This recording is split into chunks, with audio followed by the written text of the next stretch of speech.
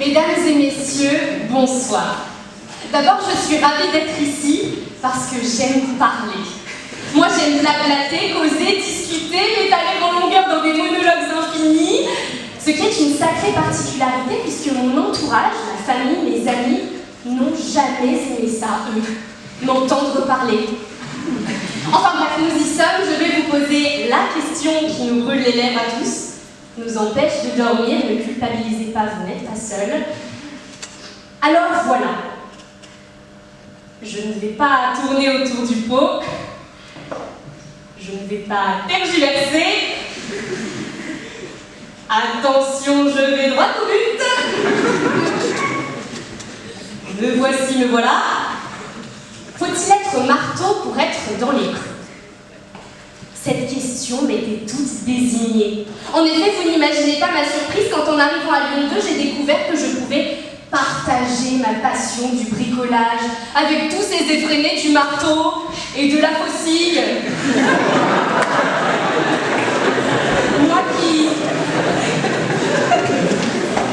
Moi qui, dans mon sud natal, avait plutôt été habituée au porto et aux fossiles. Et quand je dis fossiles, je ne parle pas de Michel Drucker. Le bricolage. Ce passage obligé, si ce n'est écouté, cette activité éluard, ce domaine déterminant de virilité, qui n'est le plus souvent que velléité. Si, chérie, je construirai moi-même ce meuble, dit-il pendant des mois avant de se murer dans le désarroi et de s'en remettre au catalogue Ikea. Je vais jouer la carte de l'honnêteté, parce que de toute façon, c'est la seule que j'ai. En matière de bricolage, je suis un manche. Qu'il s'agisse de celui du marteau ou celui de la raquette, quand il s'agit de coupe des vis, je ne vaux pas un coup.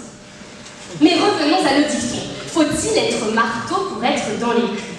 Cette expression, qui vous paraît si anodine, est en vérité empreinte d'histoire, a été témoin des plus grands faits. En effet, ces mots résonnaient déjà dans les mots de Fidel Castro-Rama, et bien avant étaient échangés entre le roi et Merlin. Véritable arme de l'émancipation des peuples à travers l'encyclopédie de Diderot et d'Amido. Ils sont les outils essentiels de Napoléon pour s'aménager un Bonaparte. Même Jésus était dans les clous, mon encyclopédie.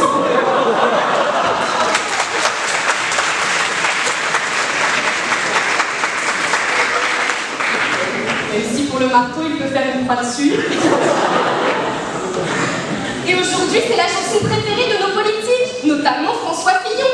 Si j'avais un marteau, je construirais des emplois fictifs et j'y mettrais mon père, ma mère, mes frères et mes sœurs, ainsi que Pénélope, ce serait le bonheur.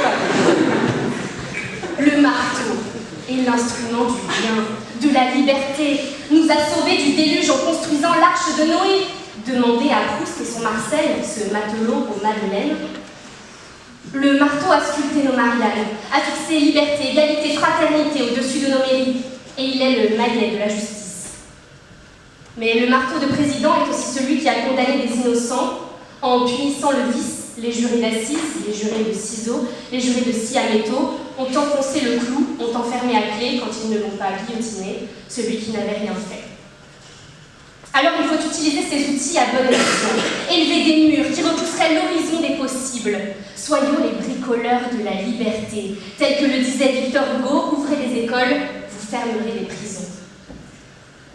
Alors, malheureusement, ceux qui dirigent notre pays, il semble que pour eux ce soit plutôt l'inverse. Attention, je ne leur jette pas la pierre ni leur lance le marteau, ce sont des gens prévoyants. Ils aménagent un coin douillet pour là où ils ont le plus de chances d'aller. Être dans les clous. Être dans les clous, un vrai rêve de gosse. Dans la cour de récré, tous les autres jouaient à l'aventurier, au héros, à l'actrice ou à l'éleveuse d'écureuils. Coucou Clémence.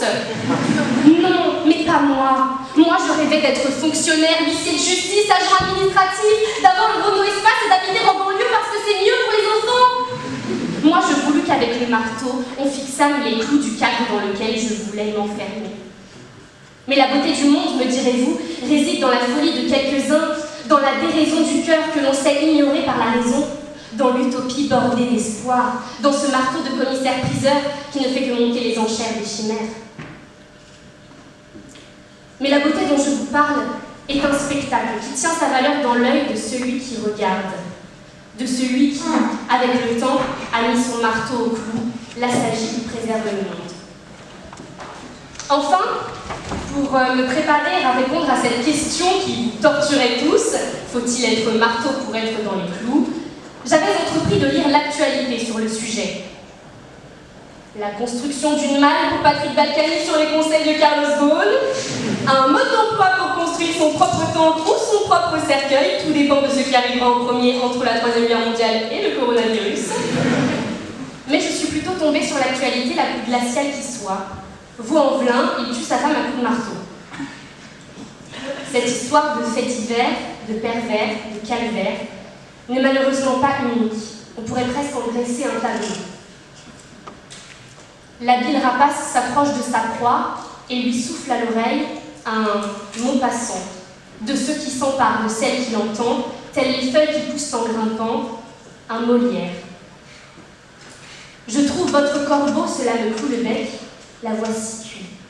Il a aimé Césaire, lui trouve le Rimbaud, se déplace vers l'aile, la voici mal armée. L'amour ou la mort, voici un beau marché. Alors il l'aime un peu beaucoup à l'agonie. Elle joue le jeu de la mort et du hasard en sachant ce que son mari vaut. Elle se dit que sans doute, il y a plus de peur que de mal. Apprenez que tout rapace vit aux dépens de ceux qui ne l'écoutent. Cette leçon vaut bien un collage, sans doute. Je ne veux pas enfoncer le clou, et bien qu'il soit un peu tard pour les blagues, j'aurais aimé qu'on se marre tôt. Alors pardonnez les jeux de mots qui ne valent pas un clou, car tout ce que je voulais, c'était qu'il soit celui du spectacle. Je finirai donc sur cette merveilleuse citation de Raymond DeVos. Être raisonnable en toutes circonstances, il faudrait être fou.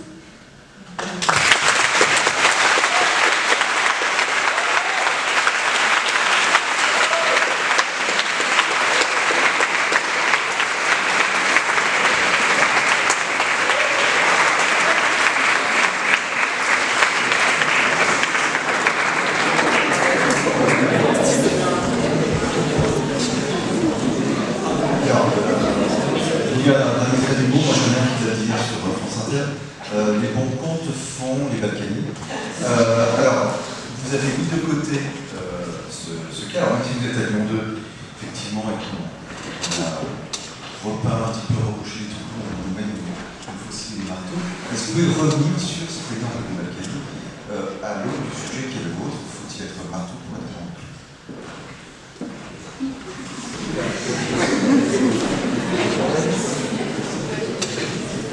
J'attendais votre question avec un petit peu d'appréhension et j'avoue que justement je reste clouée sur place. Mais avant de parler des Balkany, je vous dirais avant tout que les bons contes font les bons amis.